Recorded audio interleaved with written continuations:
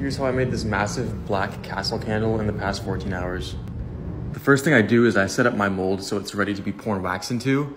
And it starts out with me threading these wicks through the top of the castle and then lining up the silicone so it doesn't separate. This is the hardest part because it is an extremely flimsy and awkward piece of silicone. It's super expensive to replace, so I'm just sticking with this one until it's done for.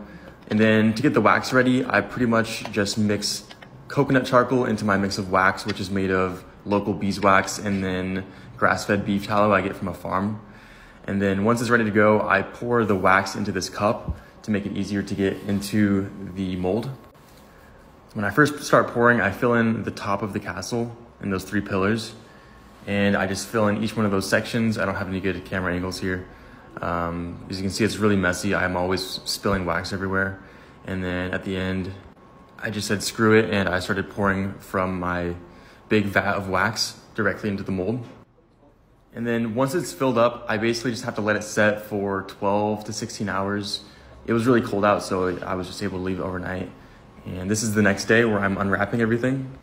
It is always like a big moment of truth to see if it worked out or not, but it always does somehow. It is a really sketchy process getting this thing unraveled. But as you can see here, I pulled the top off, showing the castle. Looks good.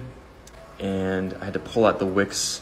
And then as you can see here at the very end, the top of this piece fell off, and I just quickly put it back so the camera wouldn't see it. But I am explaining that. And then this process is me just fixing everything to make it look as perfect as possible. So I have my blowtorch just getting out any of the impurities and scratches. And then I have my pocket knife. I'm pretty much just cleaning things up, melting things back together, making sure there's no cracks or seams or anything like that. And then I trim the wicks and it's good to go. So check out my website if you want to see more. I also do other kinds of candles. So see ya.